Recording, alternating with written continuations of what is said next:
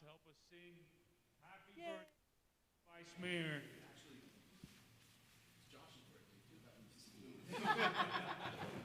We already have. You guys wanna sing? Be the ones holding the mic, sing Happy Birthday. You wanna do that? You want to sing? You want to sing? Let's see. Let's see. I'll count it down. On the count of three. Cody has a good mustache going on. Come on, Lucas, you gotta sing. I'll help you. We'll help you. Let's go. The count of three. Let's go. Come on. 1, 2, 3. Happy birthday to you. Happy birthday to you. Happy birthday, dear Louis. Happy birthday to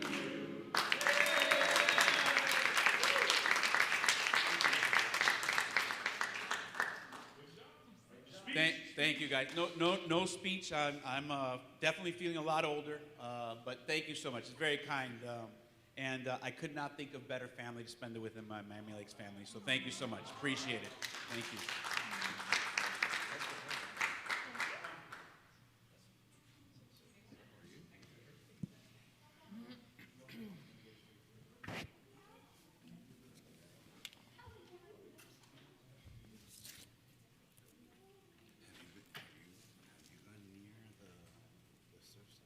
Yes.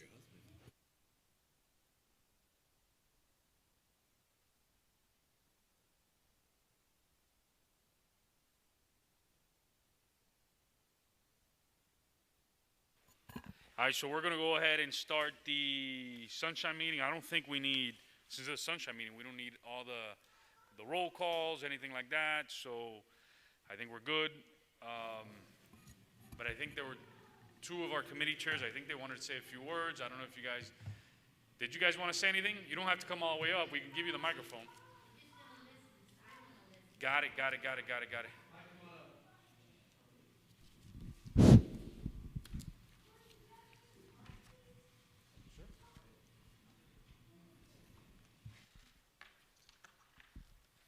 Good evening, everybody, and so nice to see you again. Thank you for having us. I was made aware of the meeting a couple of days ago, and we had submitted our budget for the Veterans Committee. Traditionally, we've asked for $4,500 every year, and this coming year, we've asked for $15,000. And in part, the increase is based largely on the commitment of Mr. Fred Senra to provide for the tribute banners. And it occurred to us as a committee, which Mr. Senra, of course, we all recognize his generosity is unparalleled.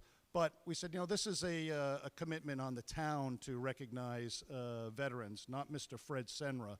And so in a given year, if Mr. Senra's auto mall cannot afford to provide for the banners, it's almost like we're writing him into our budget line, Fred Senra donations. And this past year, he provided $11,000 to provide for the installation and the banners, as well as one of the 2 trees that we planted to recognize the deceased service member.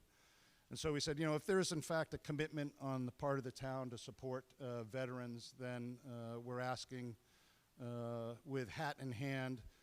We'd like to see that reflected in the budget, and so we're asking your indulgence to provide an increase in our budget to buy the banners. This is a initial build-up period. You know that we extended the rules this year. We had an additional 35 people that signed up for banners. They're about $130, $40 a piece plus installation. So we're looking at having the same increase next year, and we're asking the council to take that into consideration. Again, the commitment on part of the town to support veterans as opposed to one of our citizens bearing the lion's share of the burden. So any questions? No? Thank you very much then. Chairman, in one of the, when I was chair of Elderly Affairs, and I'm glad that Dottie Wicks is here, we had a very similar issue. We would have a big sponsorship contribution, but at the same time, it would be a liability on our budget. So I think one of the ways that we did it is we included it in the actual budget, but then it was offset by a sponsorship line item. And I don't know, Mel, I know I'm throwing this at you, and this kind of, it was the way that we used to structure our budget back in the day. And I know some of the other committees, is that possible? Can you have on one side a liability and then on the other side a credit? Can you hear me?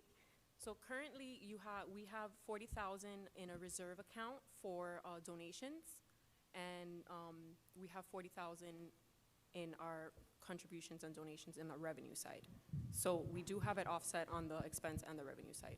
So in this request that the chairman is putting forward, it would be neutral, because in the event of Fred Senra, he's taking it up every year. In the case that Fred Senra or Miami Lakes Auto Mall cannot, it would become a liability, and then it would be on us to find sponsorships to find that.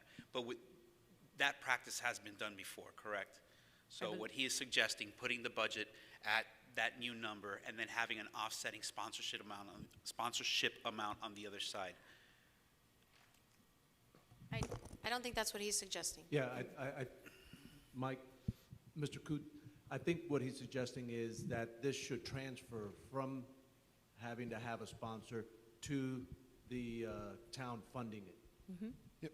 Thank you, sir. Yes, that's what in I that understood. regard, and one of the issues we face this year, again, certainly when you're asking for sponsors, then you take what they give you. And of course, we have Town of Miami Lakes on the banner, and it says Miami Lakes Auto Mall. And then on the back side of the banner, it says the same thing. It says Miami Lakes Auto Mall, appreciates our veterans. And so I don't want to make a mountain out of a molehill, but quite frankly, one of the reasons why you don't see U.S. troops under, as commercial entities is because we represent the United States and the government. We don't represent private entities. And so after all those years in the service, now I've got a beautiful banner up on Main Street on 154th along with all the other veterans, but it's a commercial enterprise because it says the Town of Miami Lakes vis-a-vis Mr. Fred Senra and the Auto Mall. So again, not to take anything away from Mr. Senra, extremely generous, but we've been commercialized. So we're veterans, we appreciate you, but it's also an ad for the Auto Mall. And it seems a bit, I don't want to belabor that point, but it seems that if we're going to appreciate and recognize veterans as a community, it seems like it would perhaps be better served if we did so the Town of Miami Lakes, which became an issue this year when we tried to put the banners up on 67th. And you're probably aware that we were not allowed to do that because they were considered advertisements. And so the county wouldn't allow us to put the banners on 67th, which is why they go the other direction. So, and then if I could, Mr. Peterman, there was one other point that was a practice that we've observed up until now, which might or might not impact our request, and that is when we receive the charitable donations, if we haven't spent that money at the end of the year, it was rolled over and then spent by the town where you had the greatest need. So to your point last night, Councilwoman, you suggested, maybe if we were going to do something in the future with a veterans park or some long-range project, we don't have the ability to do that now currently because the monies that are donated in a given year get rolled into the general fund and they're spent by the end of that annual, the fiscal year. So we are not carrying money over at any given point, charitable donation or not. Yeah. What the budget manager explained to me is that when an event may have some money that comes from your budget through from our general fund and some money that may come from donations. Right. What the practice has been is for that event to spend the donated money first. Right. So that the donated money, we make sure that the donated money that was donated for X event gets used for X event. Right. So really what ends up happening is if there is any overages at the end of the year, it's general fund money that gets rolled back into Right. the general fund. So the donated money for an event gets used first. Right. Yeah. And what happened with us last year was we had an example. We thought we had about $1,000 thereabouts left over from the charitable donations that were provided, and we were going to use that money only to find out, no, that money had been spent unbeknownst to us because of the practice where it gets rolled over into the general fund and then expended. No, I'm not sure if you understood what I said.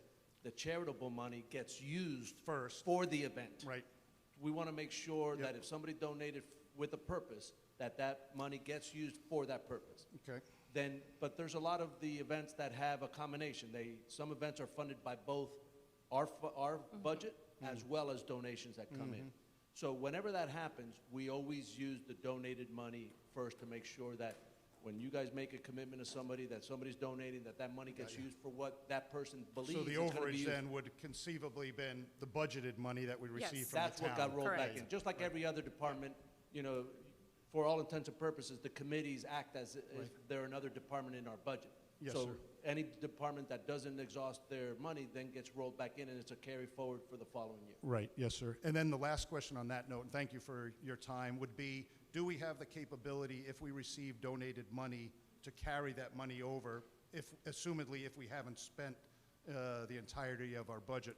In other words, coding it so that it be carried over and not expended in a fiscal year.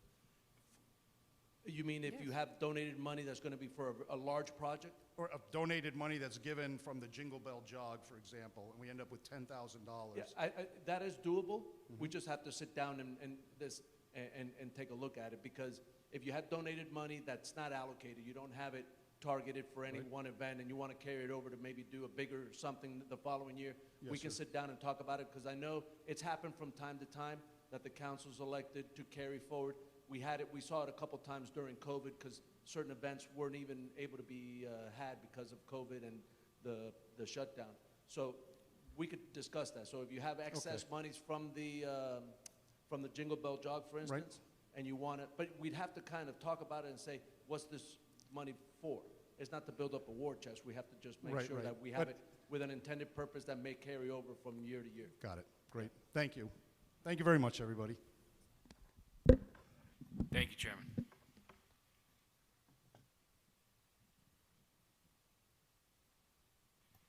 Hey, Council, it's Councilman Dieguez. I know that before these were workshops that you had called for. I don't know if you want to break the ice, or anybody wants to break the ice with anything. I'd be happy to, Mayor.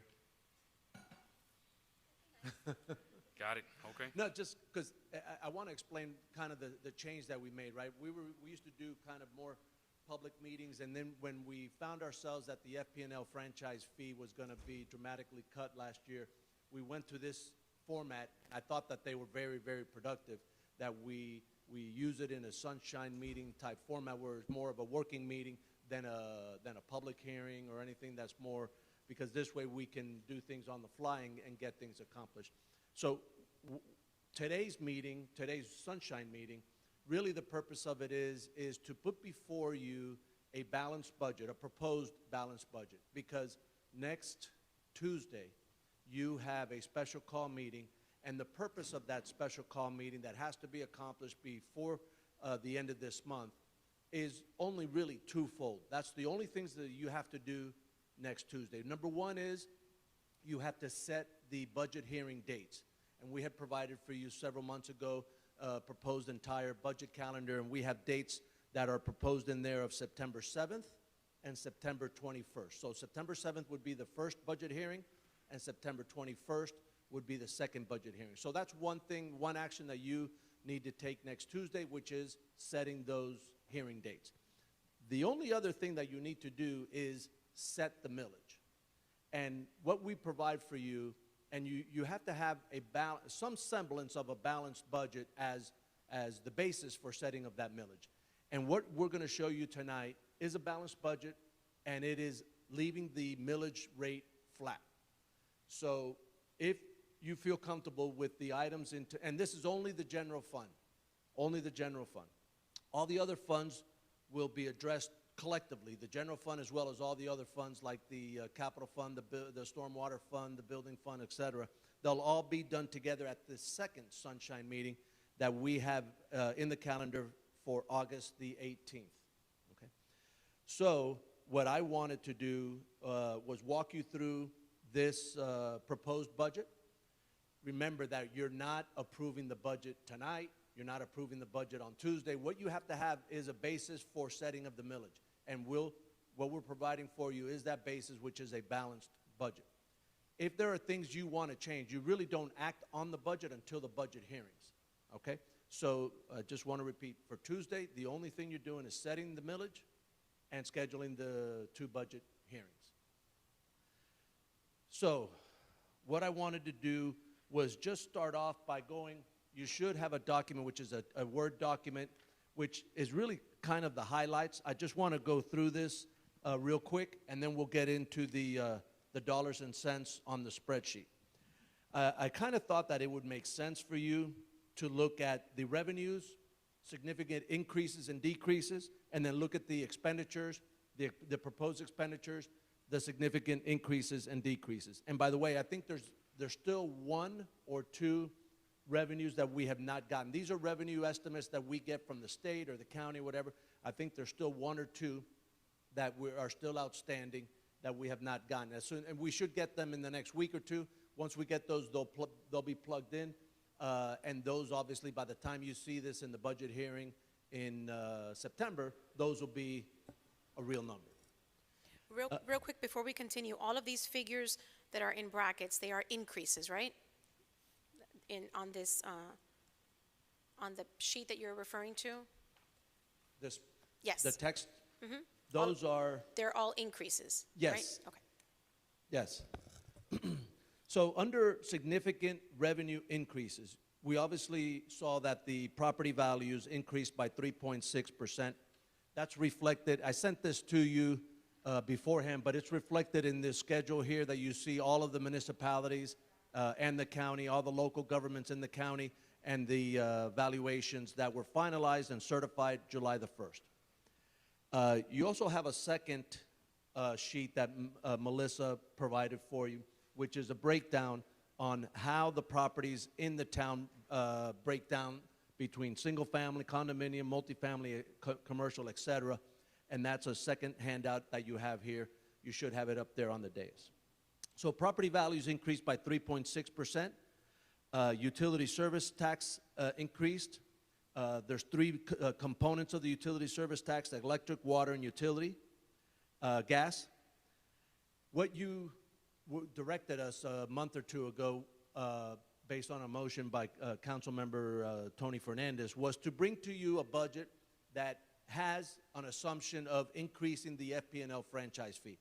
We've made it, you'll see when we get to the actual spreadsheet, we've made it very obvious. We've segregated the FP&L surplus franchise fee from the regular FP&L franchise fee, so you can see exactly what the amount is, and there's an expense line and a revenue line. So if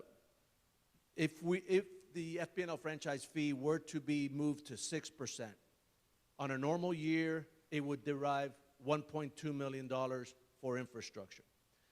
Since the action, if it happens, the action would happen close to the beginning of the fiscal year, we have to give FP&L 60 days before they can enact it.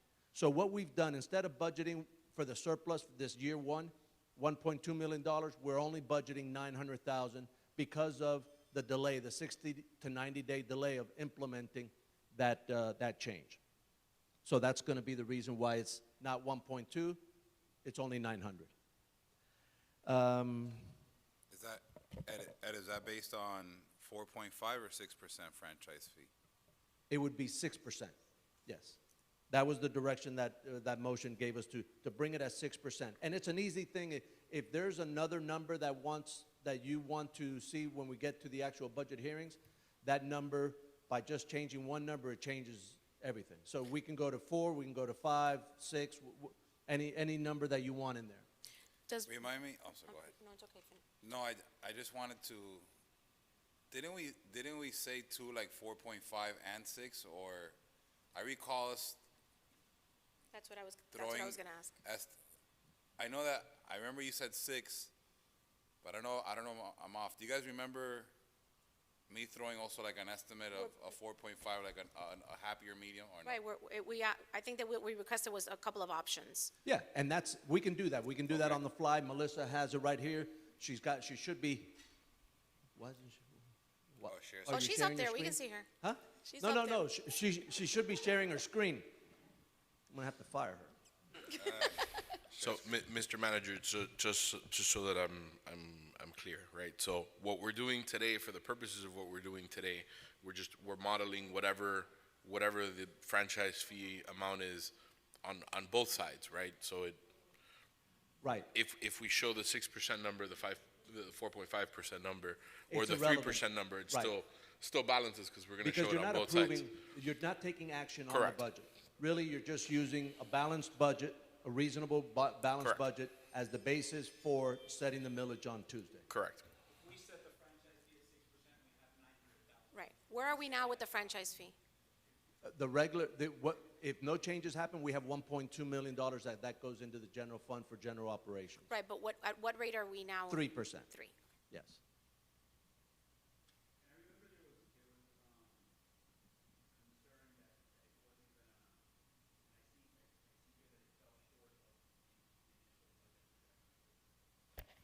There was concern that the franchise fee last year wasn't going to come in. I see that it's proposed coming in at almost the entire budgeted amount. Do we forecast that it's going to come in under again next year? I mean, what we're budgeting for this year, for this next coming year, is $1.2 million. Last year, we budgeted 1.208. So that's what we're budgeting 1.2. We're proposing 1.2 as the forecasted revenue for next fiscal year. And this is the first year that we have it under FPL directly. So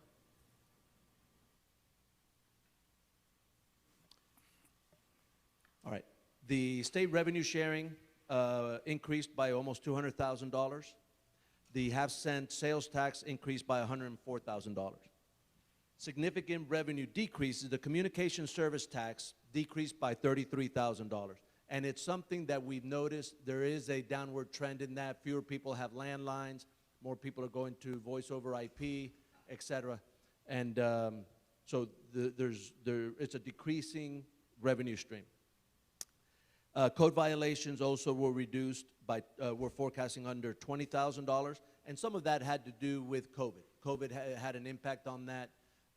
There were fewer people, being able to, more people were staying at home. They were able to take care of, mow the lawn, do their, clean their roofs, the drive, those kind of things.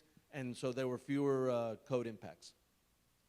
Now, under significant expenditure increases, what we're proposing in this budget is a COLA for staff of 2.8% COLA. And I want to bring your attention to these two documents that you have before you. Just a few days ago, the Bureau of Labor Statistics came out with the CPI for the last 12 months. I don't know if you saw it on the news. It was a big deal on CNBC. It actually, for the nation, it was 5.4% for the last 12 months. Here, we use the Miami, Fort Lauderdale, West Palm, so it's more of a targeted CPI. It was a little lower. It was 5.1. But if you read the literature and you dissect that number, you know that a big portion, over a third of that increase, was attributed to a huge spike in used car sales. So we have to balance CPI and allowing our staff to keep up with inflation, as well as the ability to pay on our part, on the town's part, right? So we thought that the number of 2.8 was a reasonable number. Because we believe that the spike attributed to used car sales will be something that will right itself. It's not going to stay up at that number as the supply chain new cars get built and continue. The price of construction comes back down. So we believe that 2.8 is a reasonable recommendation for our staff for a salary COLA increase. Does it include, is there a performance pay in here anywhere? Right. This number here, all it does is helps to keep our staff even with inflation. Is there performance pay anywhere in this budget? Not in that item, no. Okay. So I'm going to say this again, and I've mentioned it before. It's inherently wrong to continue to pay increase everybody's salary at the same rate. There are people that deserve more money. There are people that go above and beyond. Not everybody, and I get it, it's your philosophy, but I've mentioned it many, many, many, many times. There needs to be performance pay in our system. Our employees deserve that. Not everybody's built the same. There are people that literally go way above and beyond. And I think it is, wouldn't say it's a slap in the face, but I think when folks get the same amount of increase, the same percentage, and it's not the same work, it's not the same work, I will say it again, it is inherently unfair. Well- So I mentioned it last year, I voted for the COLA. I specifically asked for a performance measure to come in here. It's not in here, and you're coming back with a COLA again. So I'm just making that very clear once more, because I don't want you to be surprised. You're putting us in a position once again after we asked for it. But just so you know, it is inherently unfair. And I understand your explanations and stuff like that, and I understand you want to give everybody the same amount and your philosophy. But there are people that go way above and beyond, whose jobs don't finish at 4 or 5 o'clock, who take it extremely personal, and people should get rewarded for that. I don't disagree. And if you don't disagree, between now and the budget, I would like to see that option, because if it's just a straight up COLA, to a certain extent, it's a disrespect to the people that continuously go above and beyond. So I hope between now and the budget, you bring a performance-based raises to some folks, because that will be an issue for me in the budget going forward, because it's inherently unfair. And I understand the statistics and this and that, but I also see that there are people, again, that their jobs don't finish at 5 o'clock, they don't punch out, they come on weekends, they do incredible, and to them it's not fair that they get the same exact increase as everybody else. So I just hope, and I literally don't want to hear any more explanations. I get where you're coming from. Just between now and those hearings, because I've asked for it before, I voted for it last year, and I know I continuously, it's the art of repetition. I got to keep repeating myself because it seems it's not becoming clear. That has to happen. You put us in a tough spot last year, and the majority of us said, you know what, we're going to do it. Well, let's move forward with a COLA, but there has to be a method to encourage higher performance and to applaud the people that go. It does exist in this organization. So I just wanted to say that. I completely agree. I couldn't agree with you more. I'd like to see both, because COLA is not designed for that, right? COLA is a different, COLA is kind of, it's kind of what, I guess the opposite of rollback, right? Where COLA kind of leaves you in the same place because of inflation, and so it puts the employee in the exact same place that they were last year with the power of spending their money. So I completely understand where the mayor's coming from. I like to see performance-based increases as bonuses, or maybe in some different form, because some employees are definitely, they go above and beyond. And I think it also incentivizes everyone to do better. And at the same time, I feel that sometimes we lose staff members because they have better opportunities in other municipalities, or they can move on to make more money elsewhere. So perhaps we can do both, a little bit of both, because I understand wholeheartedly where the mayor's coming from, and I understand his frustration, because it has been said multiple times, but I also understand that that's not what COLA's designed to do. So maybe we can bring a little bit of both. Look at it and bring you back a hybrid with a combination of both. Do we have, Mr. Manager, do we have an evaluation tool currently that based on a rubric to evaluate employees here, or? We do. We have annual evaluations of our staff. And it's what's the rating, like a 4, 3, 2, highly effective, improvement, needs of development, or unsatisfactory? Like, what's the category? I don't remember if it's numbers or if it's terms, but we do have. But I'll take a look at it and obviously tie it to the evaluation process. Yeah, that might not be that's a good idea, and you can tie it to, like, as a stipend, a one-time bonus. Okay, sounds good. All right. Under administration and information technology, we also have a increase for the federal lobbyist that was added. Some more money that was added for town branding. What we did, we also added back both to the elected officials and the staff the money that was available for travel and per diem for education and some of the travel that you do for legislative and lobbying purposes, and also for software licenses that increased. Just as an Just quick question, because I see in a lot of these lines it says increase in salaries, increase in salaries, increase in salaries, salaries, increase. Is that that's the COLA? Yeah, because it's spread out obviously throughout the budget depending on the department. Do you, without council approval, do you have the ability to raise someone's salary As long as it fits within the budget, yes. without informing the council? So if tomorrow you got the budget and there was some extra money you can raise arbitrary, like just on your own, somebody's salary? I'd like to think that it's not arbitrary. I think it's for a reason, yeah.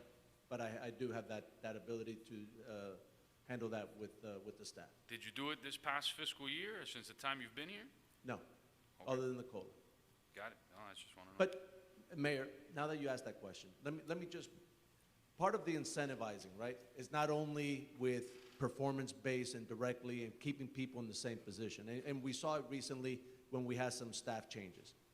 Part of what I use to incentivize the staff, right, is the promotions, right, moving people and advancing people that obviously, so it's sort of saying yes to your question, Mayor, because when you promote people, you're incentivizing, you're using people who do go above and beyond, and you're moving them into positions of greater responsibility that obviously comes with greater financial incentives and so forth. So we do it in a way that we try to promote from within if the pieces fit, and we really go above and beyond to try and make that happen so that people see a career path within the organization, right? And obviously when we promote people and move people up into higher positions, that comes with added salaries. So that is, in a way, it is performance pay because we're giving them more money as we move them up into positions of greater responsibility. That's probably one of the better incentives we have in the town is that we cross-train folks. You know, they show that they're valuable outside of their silo. They're not stuck in just, so no, that I agree with. But still, performance pay for people that are in one position that probably not, I still think is really, really important. Okay. Mayor, Ed, do you also have the ability to propose increases to, for example, the mayor's salary, or that's No, that's set by charter. that's set by charter? Yes, sir. Okay. Do you have the ability to incorporate bonuses or stipends to the mayor? No, all of the compensation, anything that the mayor or the council gets is dictated by the charter. Well, you mean the ordinance. The charter specifies that the mayor's salary in particular will be set by ordinance, and I believe it expressly does not provide for the council to receive a salary. No salary for the council, but some of the things that being eligible for participation in our health plan and things of that nature, that I don't dictate that. That's just part of the package that you guys are entitled to. So Yeah, if we ever by wanted ordinance, because remember when the mayor, the council previously agreed to increase his salary, it was done by ordinance. You know, because at the time the mayor did not get a cost of living adjustment. Pardon me? Oh, yeah, I was just commenting though, by way of example that. So, you know, Councilmember Through the, Diaz, through the mayor, Councilman Dieguez, you're correct. The charter lists out what the responsibilities of the council and the mayor are, and it lists that the mayor can get I believe a salary, but the salary and how that's defined and the host of benefits, that's done by ordinance. exactly. So Councilmember Diaz, if we, and not for the council, but specifically in this point, if we wanted to propose a change in salary to the mayor, I can't think of somebody that's more active in our community than Mayor Sid. So would that have to go through what would be the process? The same way we pass ordinances, first and second reading, drafting, new business item, first and second reading. I myself, while I respect the mayor very much, I would not be in favor of increasing his salary. I think it's at a good level right now, especially comparable to other cities of its size. When we went through this exercise last time, that's what we learned. So I think he's at a good compensation level at this time. And remember, he gets a bunch of other benefits as well, for his service. Got it. Thank you. I and I agree with you, Councilman Dieguez. I wouldn't be opposed to looking at, now that we're on the topic of performance pay, I wouldn't be opposed to looking at some kind of performance pay, some kind of incentives for the town meeting certain benchmarks. I guess just for the benefit of Councilmember Alvarez, I remember when we tried to do this once in the past, and that was a little comment that I made a little while ago. We took a lot of heat from the residents for trying to increase, and I remember that one of the arguments was, and I agree with you, Mayor Sid is one of those people that goes above and beyond, and for as much as I disagree with him on a million different levels, he does put a lot of time into, what he does for this particular town. But when we discussed it, once you set that, then, Mayor Sid can finish his term, and then you can have another mayor come in that's has a busier job and really just spends a little bit of time here, which is, I guess, what the position is designed for, right? It's not, the mayoral position is not designed to be a full-time job. And then at that point, now you have the salary based on Mayor Sid's performance for another mayor that doesn't quite deserve it or doesn't dedicate the same amount of time. So that was one of the arguments that were made. I agree that he goes above and beyond, and he's very, very active. But we tried this once before, and it kind of fell flat.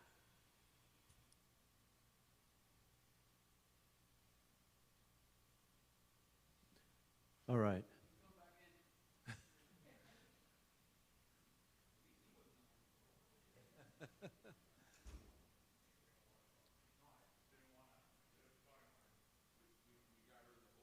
All right, we'll move on.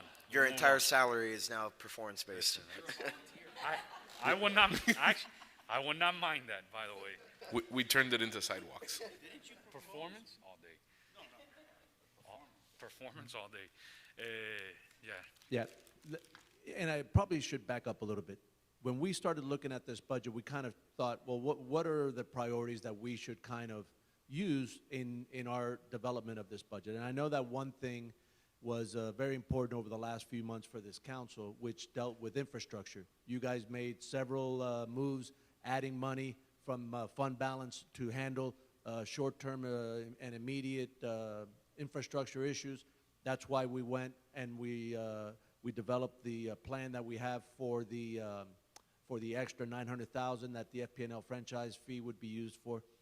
And we also tried to make sure that we prioritized employee retention, and that's the basis for the COLA, right? Because you mentioned it, it's difficult in this environment to retain. We see it, I know several businesses, especially the restaurant business, I know the mayor has a hard time, other restaurants have a hard time. There's a lot of certain businesses that have a hard time retaining employees. But those were two of the big priorities. The other one was trying to restore some of the things that we ended up having to cut over the last couple of years, especially because of the FP&L franchise fee when we were transitioning from the county agreement to our agreement, that we had to cut mulching cycles, we had to cut tree trimming, we had to do a lot of those things. A lot of those things we have now put back in, refunded and put it back into the this current version of the budget. So that's why you see a significant increase in parks, because we put them back to the level that is necessary, and we've seen it. You guys hear it all the time, right? Well, there's this park over here, they haven't mowed it, they haven't done this, I need my trees trimmed. So we're trying to get back to that cycle that we had pre-FP&L franchise fee crisis. So we put them in, and we've refunded into parks for a lot of the green space to get back to where we were before. Significant expenditure decreases. If you remember from last year, we were still under the Cigna healthcare plan. We were able to save a significant amount of money when we went to the new plan. It was a dramatic decrease. So from this year's proposed budget to last year's adopted budget, it's still a decrease, but we're forecasting 15 to 17% more in healthcare costs. The timing of our healthcare plan, the plan year, is really awkward. It starts in November. So the problem with that is that then we don't get the new estimate from the insurance company until after you've all made budgetary decisions. We're trying as much as possible to back that up and try and have the health care plan start in October so that by August or September, before you have to make decisions, we have a concrete number on health care premiums. So at this point, we can only forecast and try and work with what the information that we have with our advisors and what the market's doing with health insurance. And we have to, I don't want to say guess, but it's an educated guess. We don't do it blindly, but we do, there is a little bit of guesswork in it. And for that purpose, we always go a little conservative, right? Because we don't want to get caught short. We'd rather have a little bit of a surplus and maybe we overestimated. That's usually what we try and do. So what we're forecasting is a 17% increase in healthcare costs, and you'll see that throughout all of the departmental budgets because healthcare is budgeted within each department. It's not, you're not going to find it in one line where it just says health insurance. It's budgeted as a benefit in each department. Election, there's not going to be a general election this year, so that's a decrease from last year. And we are rebidding our liability insurance. And while we don't have a concrete number yet, we hope to have a concrete number by the time you'll see this in the hearing in September. But we do forecast that we will have an improvement in our liability insurance. For the first time, we actually had, I think, two or three companies bid, right, because we were kind of, because some of our exposures in the past, we only had like one option to go with, so we were kind of hamstrung. So, but this year when we bid it out, I think we had either two or three options, so they had to compete against each other, and it looks like we're going to have a savings in our liability insurance. What it is, the amount of what it is, it's not a concrete number just yet. Ed? Yes.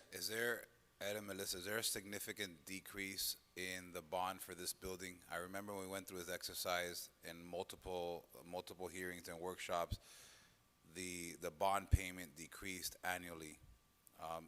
You don't have to have it now, but it'd be good for the council and for myself to know if there is, and because I saw that it did go down from year to year.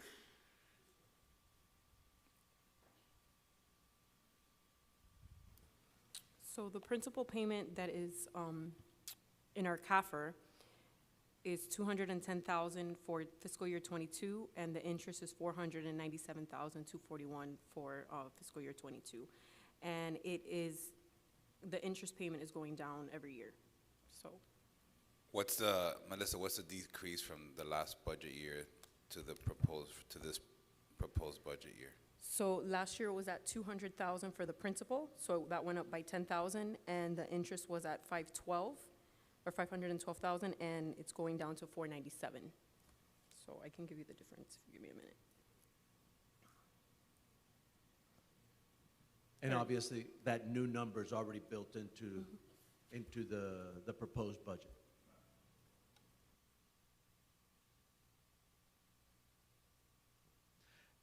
So if you can take a look at the spreadsheet, in the spreadsheet, there's a lot of the same information that I just went over with you in the text form. This is a summary sheet. As we get closer to the budget hearings, we'll get to you the full document that's got line by line all the different things that are contained in the general fund budget.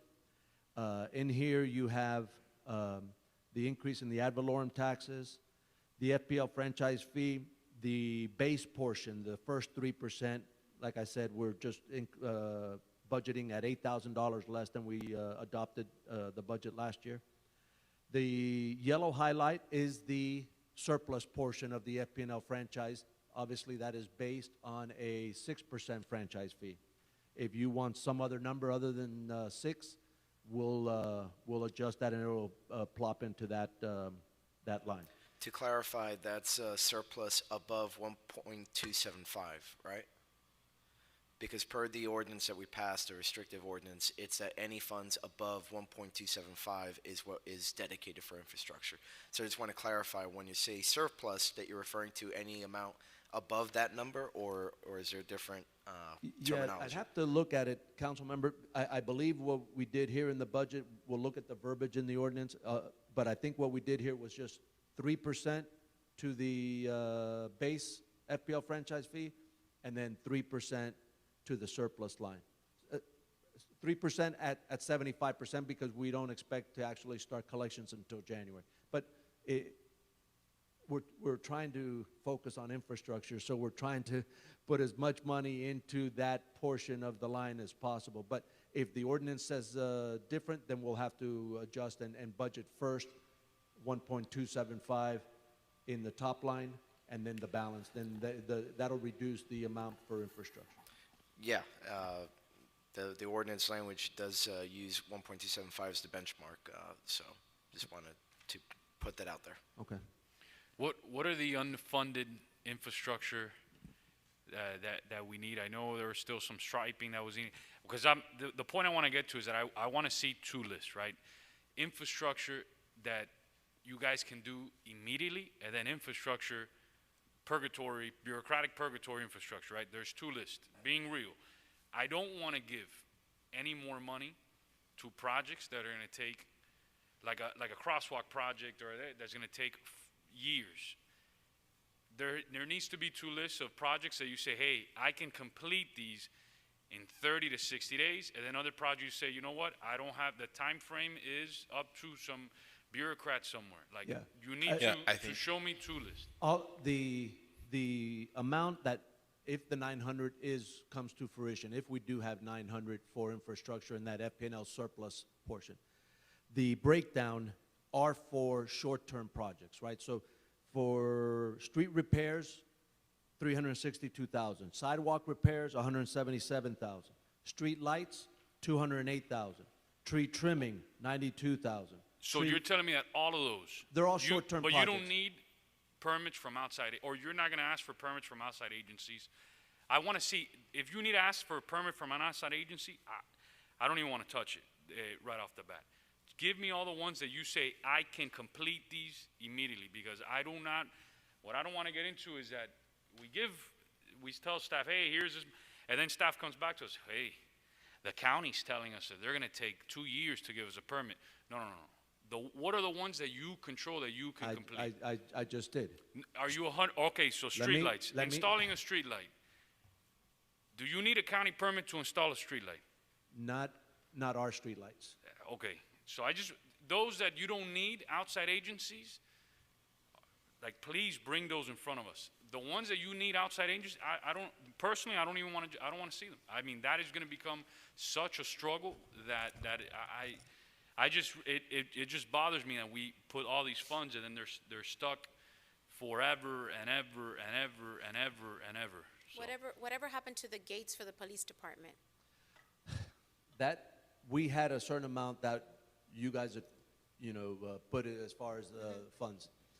That has been a humongous frustration for me, because every time we've gone out to bid, and it's probably been a product since we've been doing it over the last year, it's been a victim of the increase in price of materials due to COVID. So every time we've gone out to bid, we did a certain bid process, and everything was like 20,000 over what you had budgeted for. And the amount that we came to you and asked you for originally to budget was a real number. We got it from an estimate, right? But then by the time we went through the process, getting it approved, you guys allowed us to transfer that money, we put it in there, and then we went out to a bid process.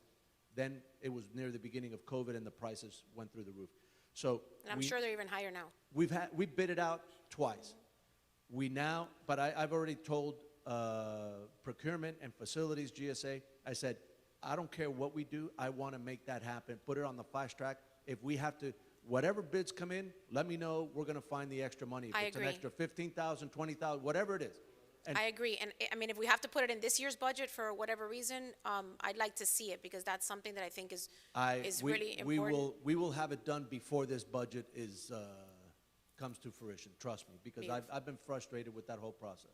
And especially now we've seen that people not only people are trying to park here that go to some of these shops, people are trying to use our parking lot as a cut-through. Right. So not only for the safety and security of our officers, that's really the driving force of it, but in addition to that, the flow of the rest of the parking lot is going to be 1,000 times better once we Beautiful. segregate that area and keep it for just the officers. Perfect. No, I assumed that the bids were higher. I just wanted to give you my commitment that if we had to find the funding somewhere else, we would, because I still think it's very important. Can you just repeat that part? So it's going to come to fruition before the beginning of the next fiscal year? Before October 1st, this will have a fence. Can you give the mayor a timeline on No, that? no, that's good enough. That's performance pay at his best. So we'll take we'll amend the manager's contract. Somebody's going to be earning some performance pay. Is for that, sure. is that a motion, Mayor? I don't know how you Mr. Manager, we don't have an increase crosswalks. I'll put him in to anything for Parks and Recreation? Pardon me? Parks and Rec increases to Parks and Rec, because you put here, like, yeah, programming. I mean, I know it got shot down, but I'm gonna wait my 6 months and bring it back. The exercise equipment, the basketball court in Miami Lakes Park West. I'm still waiting for a design for the bike trail for the kids at Picnic Park West. We've danced around the MLOP dugouts that I honestly am convinced that we can find a structure that can be reused once we go through that process that may come before the council and giving you guys direction, whether it's going to be a proposed bond in the future or not. But I don't want to wait on what's going to happen. I don't want to put all my chips on, will the voters vote for this bond in the future? Will this pass? I want to take care of the park now. And I know that we talked about a shaded structure, then it died, then we never heard back. So I think we have to allocate dollars not only for programming, but to enhance, structures and make park enhancements, park improvement. I think those have to be a priority on the budget. And the MLOP is just one, like, kids shouldn't play in those conditions, and we should have the ability, if we're gonna be increasing staff on performance, then part of the performance is deliver what the council and the mayor tell me. Find me a structure, equivalent to a dugout where kids have a shaded structure to play recreational program, and then, we're gonna be evaluating staff on that, then, bring me the staff member that's gonna give me that. And instead of dance, because we've been dancing around this for 5 months, and still, at the end of the day, it's kind of the same frustration of the mayor. We passed the traffic pedestrian crosswalk. We're going to have a major election, and we're still not going to have the permit and the things up in 22. So I just, I am. I'm all about getting things done. So, like, if we're going to go through this budget, like, the mayor's priority is infrastructure, that you don't have to go to the county, that we can get permitted here. In addition to that, one of my priorities is to put funding into improvements to our parks, and this meant, I'm sorry, it's not at you, I'm just frustrated because sometimes it's just like we dance and we dance and we dance, and it's about, let's get things done. We had a proposal before you. Right, with the Optimist And Park, you guys, the Danny brought us a direction from this proposal and council. we didn't vote on it. We had the numbers, we had Didn't the, we say that they were gonna come back with a different type of structure, and then we've never, We did that. correct me if I'm wrong, No, a more metal, We no, did he that. did, yeah, he brought it, he We brought it back. The first month, it was deferred, and you said, bringing something back different. We Right. brought it back, it was more expensive, but we brought it back, and the discussion here on the dais was, because we told you that we were gonna be coming to you with a workshop, and we planned to have, I know you weren't here on Tuesday, but I spoke about it on Tuesday, and we're gonna go to you probably sometime before the end of August with a workshop with 4 options on MLOP redevelopment, a bare bones and 2 or 3 other ones, and then finally the fully complete design that we're recommending, and with price tags, with what's it gonna cost, different recommendations on how to fund it, and that's happening. So that was the reason why this council gave us direction. We were there. We had it for you. We presented that on the And that was my fear, that we didn't vote on it that day. We put the education money, remember the $300,000 or $200,000 of the education money into that account so that we could deliver at least new dugouts, and then we let it die on the council, and we didn't vote on it. but but okay, let's go back. So you've expressed that we come up with these ideas, and then that we don't, what I'm saying, I'm trying not to be reactive when we get to the situation where, like, here's a problem, let's try to find a solution, right? I'm trying to be proactive and say, hey, let's put money in there early on so that when we come to you with these ideas, now it's not a pie in the sky. It's like, hey, Councilman Alvarez, Councilman Rano, Mayor Sid, we have X amount of monies for Parks and Rec programming, you know, because, I mean, what you're going to bring to us in this workshop, my only thing is like, It's 2 years I want away. it, yeah, It's I want 3 this, years away. I want this done tomorrow. Like, I want this done yesterday. So I'm And gonna, I know we didn't vote on it, but I'm saying sorry. I'm gonna chime in a little bit. I'm gonna try to bail the manager out a little bit so I can beat him up a little bit later, for myself, right? So You're gonna be the good cop now, and then you're the bad cop later. I will say, contrary to some of the other items, contrary to the police gate, and contrary to that, we did get an update on Tuesday from Director Bashgown, right, about the dugouts. And apparently there was a procurement quirk where they tried to procure the dugouts and there wasn't a piggyback contract and they wanted to do a sole source procurement. That was for portable dugouts Correct. For the T-ball area, because they're Correct. going to have a more robust T-ball program now.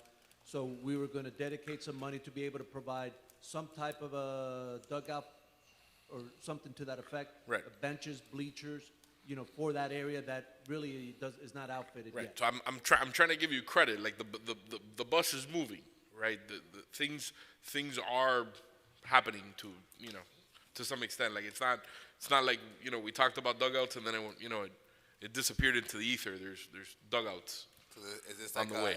is this like the bus is moving, like the fence for the police parking is going to be installed by October? Is that the Yeah, that's what I heard. That was on the record. That those dugouts will be installed by October? No, the dugouts died. We never voted on them. We never approved them. Am I? No, the kids, the portable ones for the kids we voted on, yeah. Right, but the portable, I don't think those are the ones that Councilmember Alvarez is talking about. I think he's No, talking he's about talking like about the entire redevelopment park, of the dugout for the like big fields. The big fields, right. Yeah, Right? the Is that what you're talking about? original That we can repurpose the original estimate that we brought was like 100 and something, right? The original. the ones that we can repurpose. Right. Yeah, for the initial estimate that was provided to you guys was that shade structure, the fabric shade structure. That was at $150,000. Then we went back to the drawing board, and then there was a more permanent metal structure, Aluminum, which was what the council had asked for, and that came in at $450,000. And then at that time, there was a reconsideration to try to repair what was there as is to get us to the upcoming workshop. So that's what you see, like those facts leading up to what we decide, what's decided to be proposed for Parks and Recreation, not only program but improvements to parks, like that. That's what I want us to think through in this exercise. So then when it comes to us, we're like, all right, we go with $150,000 shaded canopy again that can be repurposed when the ball gets moving with this step, or we decide on this more expensive that obviously for us, for all of us, it's gonna have to be repurposed as well.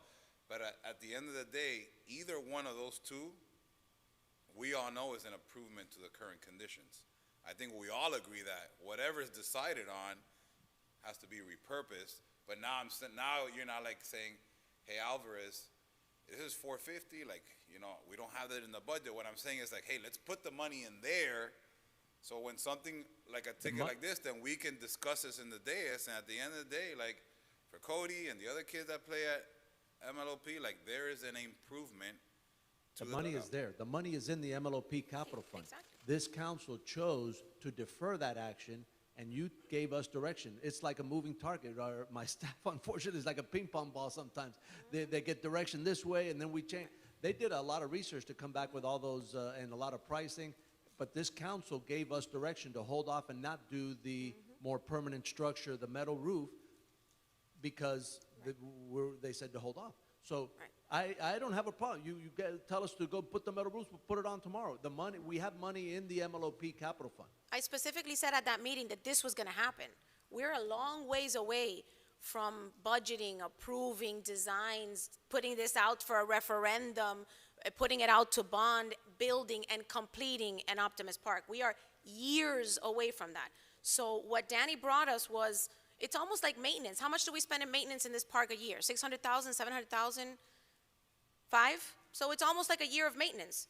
So if we use them for 5 years, until we reach the point where all of this is complete and we build out the park, it's almost like you can take them and dump them.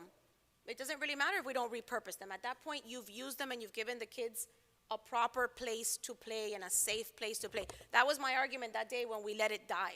When we were like, forget it, somebody came in, they patched up, the woodwork, that's good enough for the kids, and we let it die. And I agree with the manager, our staff does the work, they research and go back and forth and whatever, and then they put it before us and we're like, never mind. Thanks. Thanks, but no thanks. So if you table it, Lorenzo, that's not being tabled doesn't mean it has to wait 6 months to be brought back, right? No. So if I want to bring that item back next month, I could. Councilman, if you want to, anything discussed tonight's a workshop, so you really, there's no real motion, anything that you guys want to bring back up, you can bring it back No, at the council meeting. For the rules, like. Oh, for the rules, if you table an item? If an item is tabled, we don't have to wait 6 months to bring it back. Correct. There's two things you can do. You can lay on the. There's two positions you can take. One is just to lay and bring it back at a later time in the meeting, or you can ask for the item to be postponed to a later meeting, and that would be for the following. Council member, we'd probably have to go back and look at that meeting because I don't remember exactly how the action happened. If there was an actual vote, if to defer or delay. Maybe there was just no action, and then if there's no action that day, then maybe that's something that it could be brought back sooner. So we'll take a look at the audio or the video and see what the actual action was, and then we'll advise you. We'll let you know. All right, so I have another point that I wanted to make. I know we talk about infrastructure and infrastructure improvements and somewhat on the same train of thought as the mayor. I think it would behoove us to kind of separate and bifurcate what is deferred maintenance of our existing infrastructure and what is capital improvements that we'd like to see done to the infrastructure, right? And I'd like to deal with both of those things, and it may actually impact Councilman Dieguez's ordinance, right? And which of those two it is that we steer franchise fee dollars to. But I think we kind of look at both things in the same infrastructure bucket, and they're not, right? There's it's kind of the same argument we had about COLA and performance, right? COLA keeps you in the same place that you were at, and performance pays you more for doing a better job, right? Maintenance is one thing to keep everything that we currently have properly maintained, and capital improvements are things that we would like to see improved, right? So I want that. From a budget standpoint, from a project management standpoint, I want that to be clearly delineated so that when we're looking at something, we're not improving sidewalks, we're maintaining our broken sidewalks, right? So and I believe that the lion's share of the purpose or the intent of the ordinance that Councilmember Dieguez proffered and was approved was it's not really for new capital projects, for new construction of things. It is for repair and repaving of streets, for replacing of sidewalks that get broken, for replacement of lights or maybe new lights in areas that are too dark, for planting of new trees, for trimming the trees on the right cycle, those kind of things, which, it's all infrastructure, but is it, just maintaining the infrastructure that we have or creating through a capital project new infrastructure?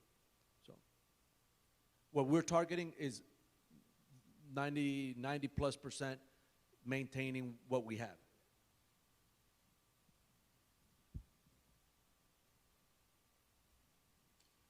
All right. Mr. Manager, before you continue, I know that we had discussed that you were going to begin replacing some of our police vehicles, or our government vehicles rather, in I believe it was groups of 3. Does this budget account for that? Not yet. What we had that conversation earlier today, And we actually had representatives from Enterprise. They do fleet leasing, and we're looking at both hybrid and or electric. I'd like to go fully electric.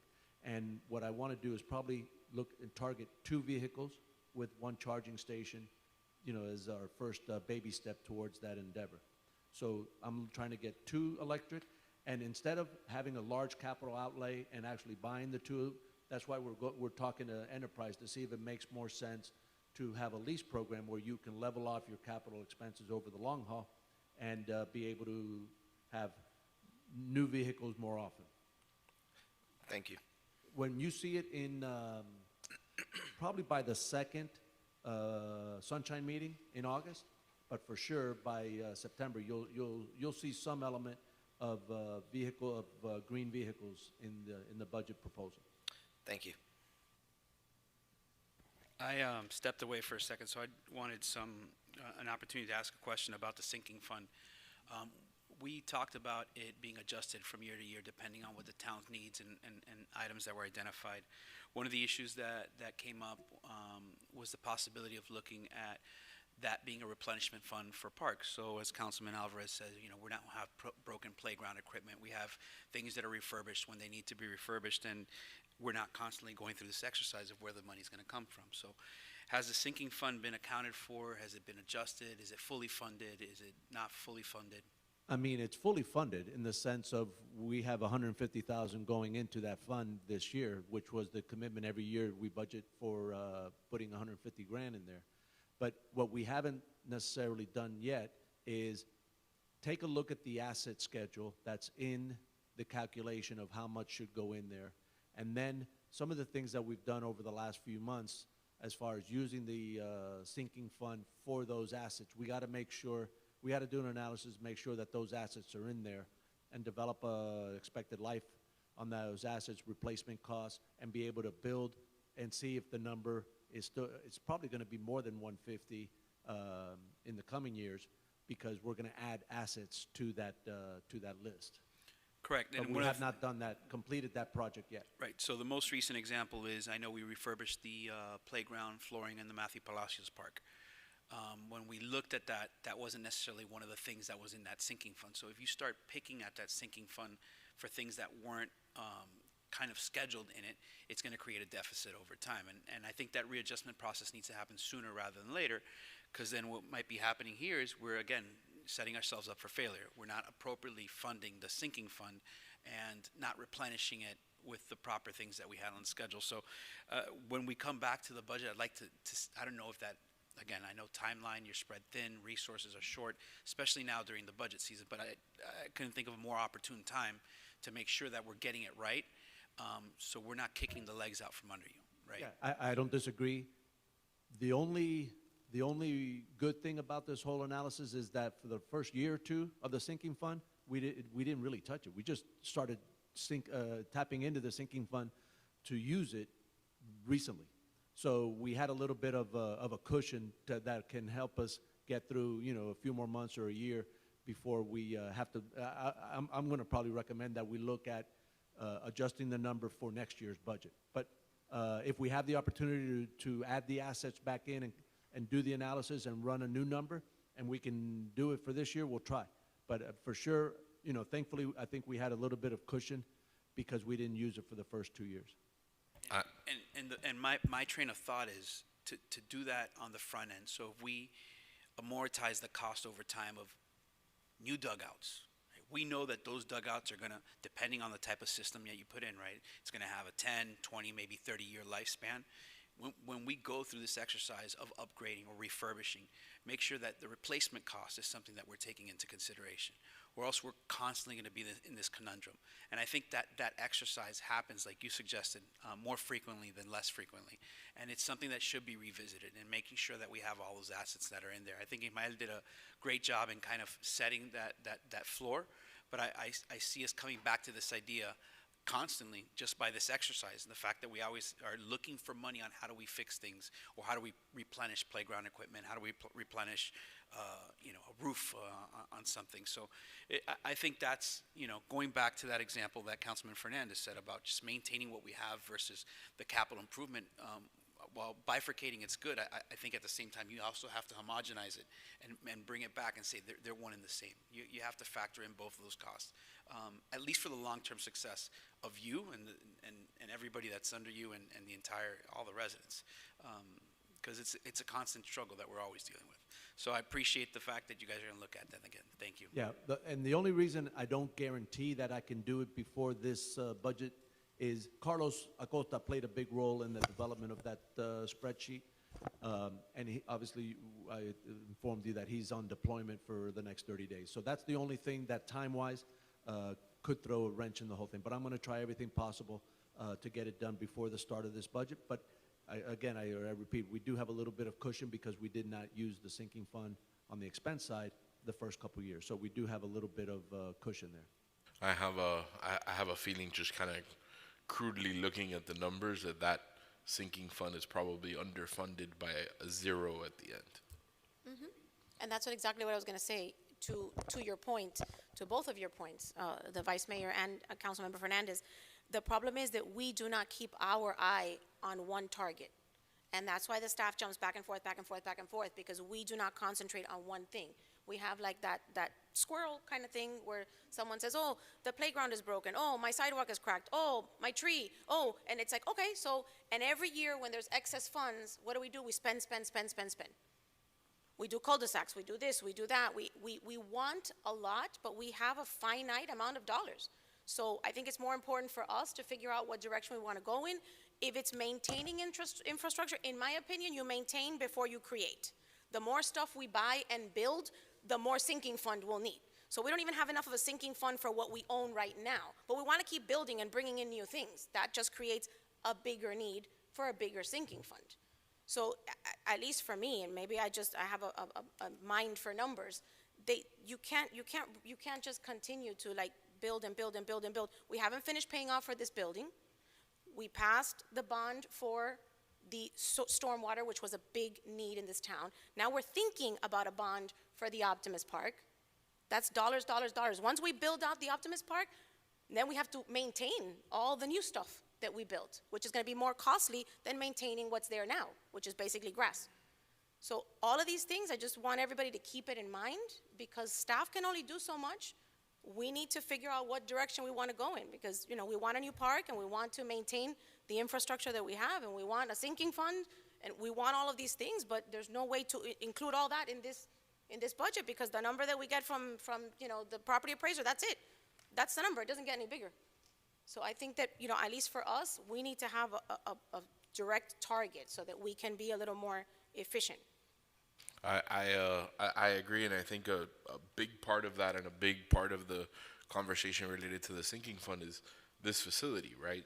This facility's enjoyed, being new for a good amount of time, not a lot of maintenance cost into it, but the facility's aging, right? So if you put $150,000 into the sinking fund, the time, when it comes time to redo the HVAC system in this building, that's more than $150,000. So I think we have to look at that whole, I think we really have to look at the whole schedule of things that need to be maintained under the sinking fund. And I think, to Councilman Serrano's point, I think I'll be frank, I think we waste a lot of time trying to plug holes in the ship.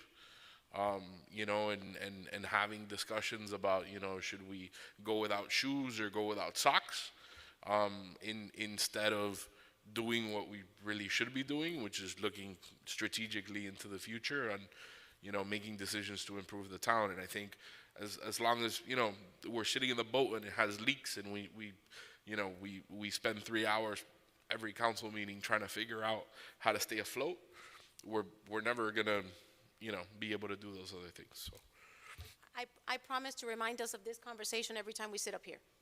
I promise. promise to be, you know, the voice of reason every time that we bring in a new project, or at the end of this cycle when we have a surplus, because God willing, we will have a surplus, then at that point, put the entire surplus in the sinking fund.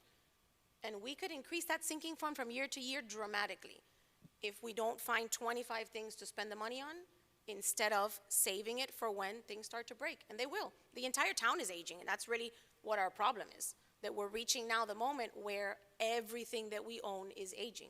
And so those numbers, considering what prices are now, hopefully they'll regulate in the future, but those numbers are scary, really scary. Right, and a lot of those things, a lot of those assets that are aging are not assets that we paid for.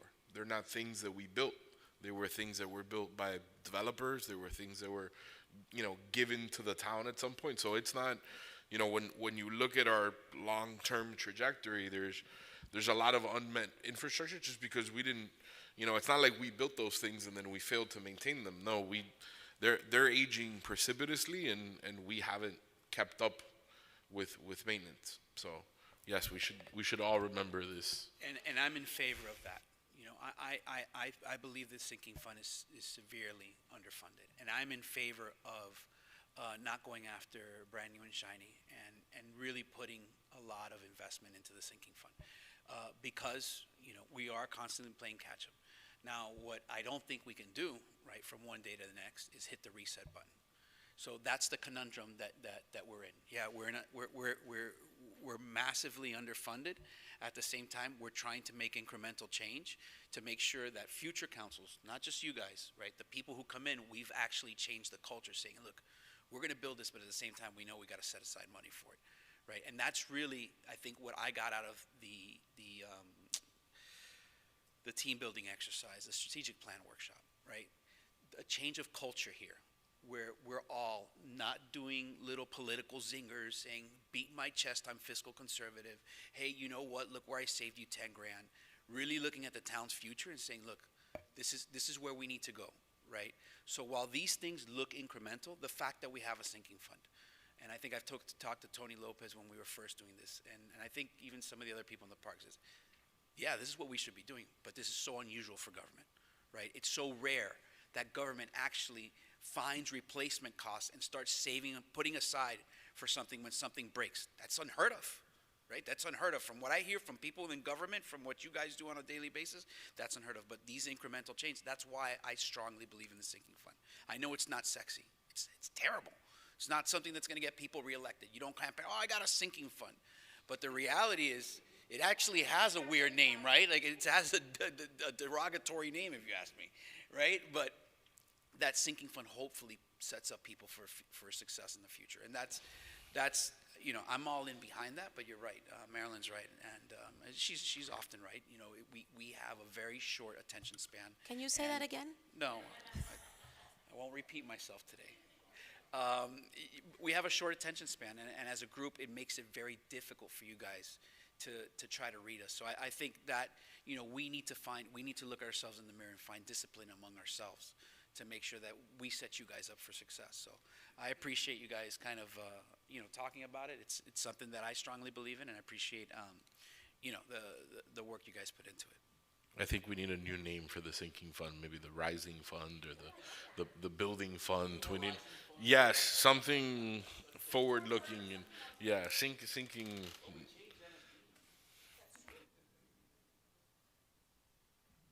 All right. We've covered almost everything. I mean, I can go on the expenditure side. Like I said earlier, we've reinstated travel and per diem and training and education, both for the elected officials as well as the staff. Under police, they had I think a 2%, 2.5%, almost 3% increase in their line item, and that's just from increases in their cost.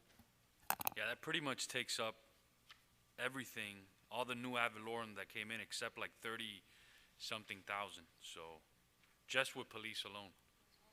Yeah, police with the new ad valorem is 286 and police is 249. So it's like only 30-something thousand. Yeah. in parks, we're increasing 184,000, which is significant, but a lot of that is the replenishment, putting back in the mulching, the tree trimming, all the things that were cut out last year. And that's it. Those are the big ticket items. Under Public Works, we are doing some innovative things with the litter control. We're increasing that from 5 days to 7 days. Also reinstating mulching in the right-of-ways, in the medians. And that's it as far as the large deviations. So again, I'll just repeat that the exercise today was to give you the first proposal, the introduction of the budget. It is a balanced budget, and get you ready for Tuesday night for the two actions that you need to take, which are the setting of the millage based on a balanced budget, and the setting or the scheduling of the two budget hearings dates. Are we still, is the council and the mayor, are we still fasting for this upcoming not school year, this upcoming fiscal year during council meetings, or? Where there's no money, no. Yeah, you're fast. Just curious. Are we still? I would like to say that I miss Vice Mayor Rodriguez and his lunchbox. I just want to know He used we're going to be feed me. fasting I had a again. neighbor that fed me throughout the meeting. Okay. There's no money in here for meals, if that's the question. Call me crude, but I'd rather eat than travel.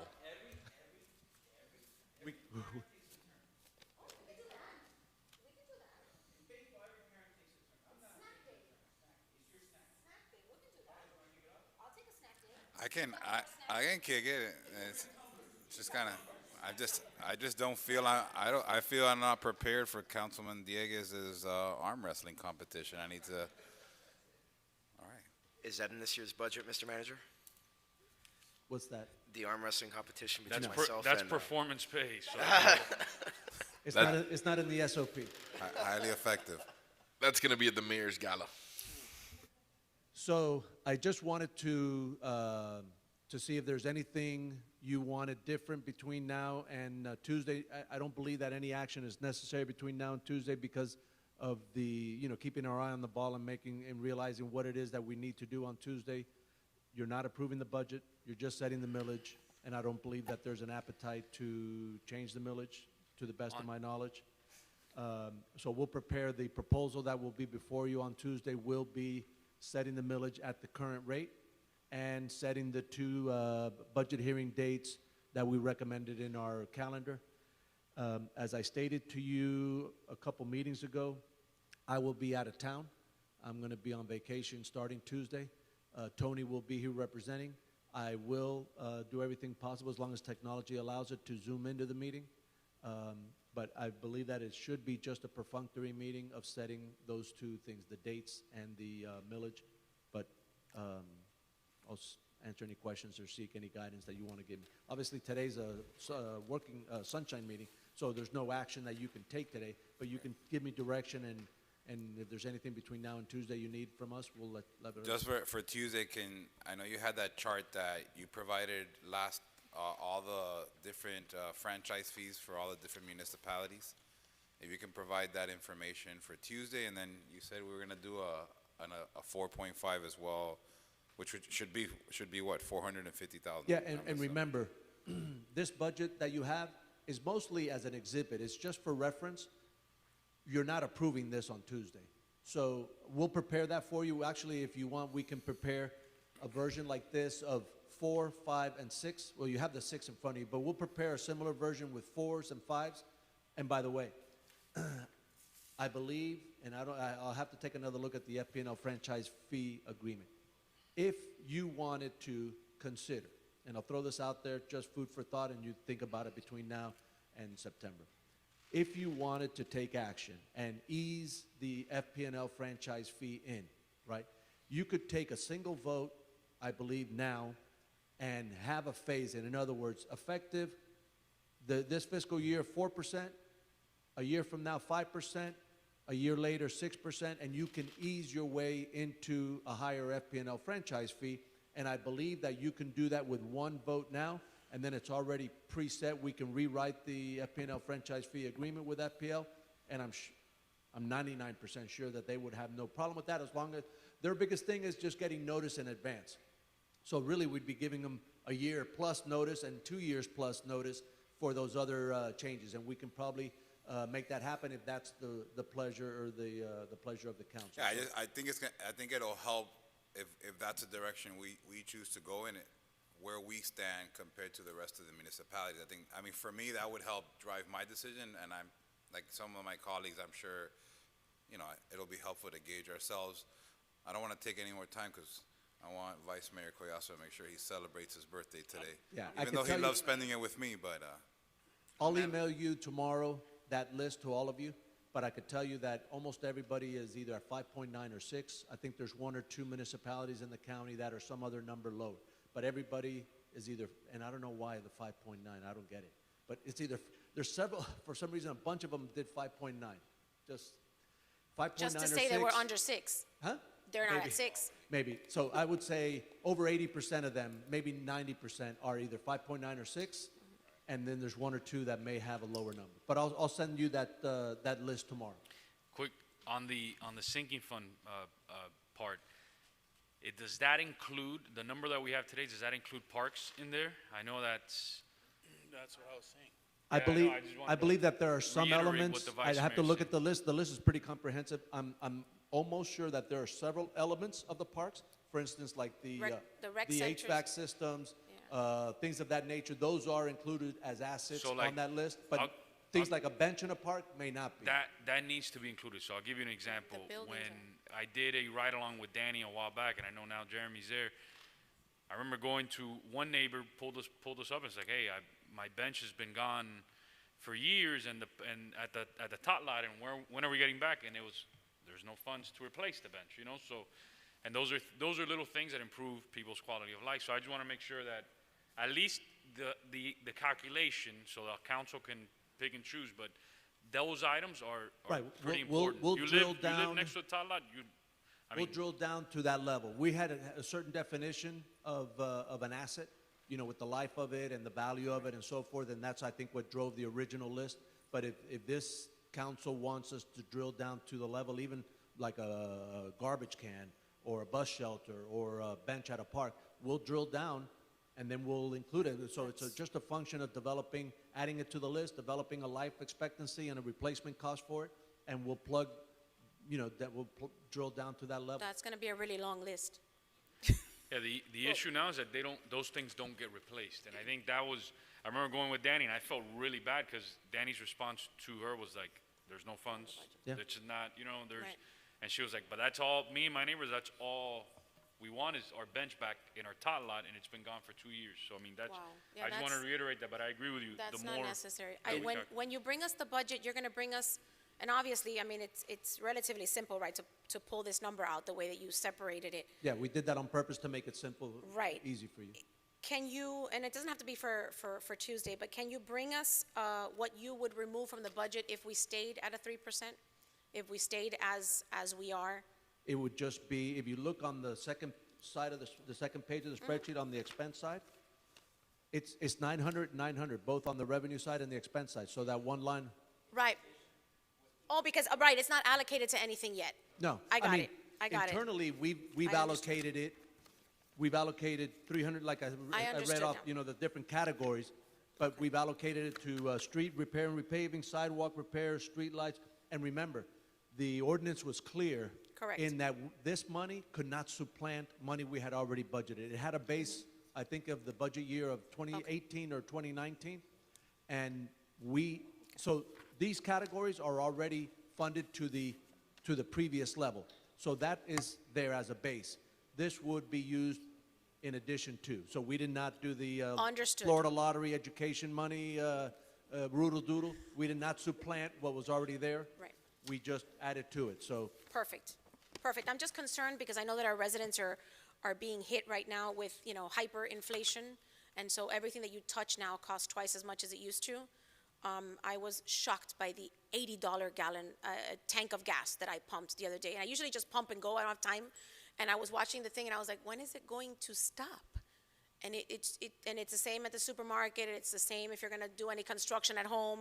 We're getting hit right now. Hopefully it's temporary, but it's shocking, right, to see how everything has increased dramatically. And all of our staff is impacted by that too. Every day Absolutely. they go pour gas. No, absolutely, which is why I think that the COLA is very, very necessary.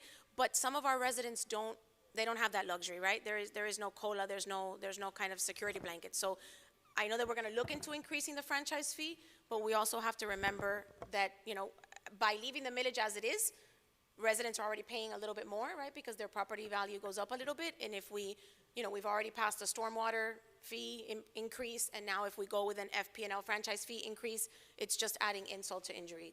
Hopefully this will just be a temporary inflation problem, hopefully. But we might want to think about how much we want to hit them all in 1 year. Just to throw something out there into the atmosphere, that same $80 gas tank and also affects our entire budget, right? Every single thing that we spend money on. So if we stay completely flat, then we got to start cutting things left and right. No, I understand, but the franchise fee, since it's for infrastructure improvements or I guess maintenance or improvements, it's something that we might want to consider pushing it, down maybe 1 more year if we can. I know that some of the residents are really hurting, especially the seniors that are like on fixed incomes and stuff. The one thing that doesn't really get COLA increases is Social Security. So when that's your source of income, it's a little rough.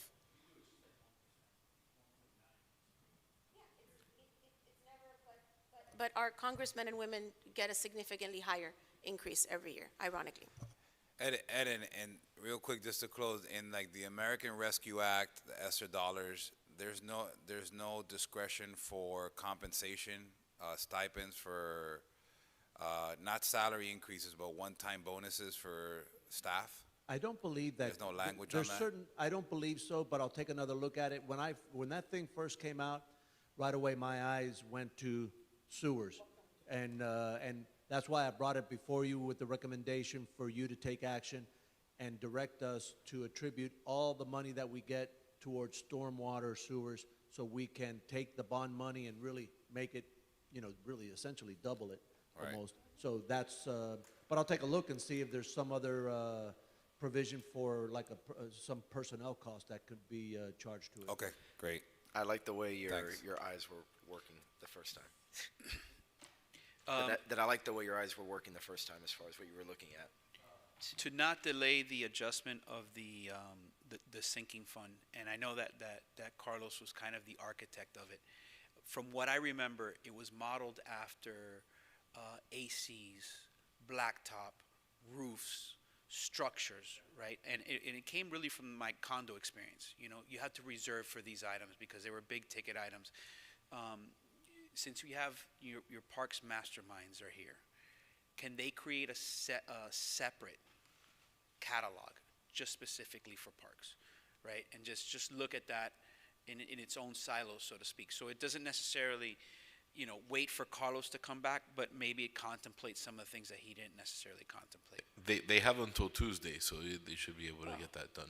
A guesstimate. Yeah, they'll be here Sunday morning working on it.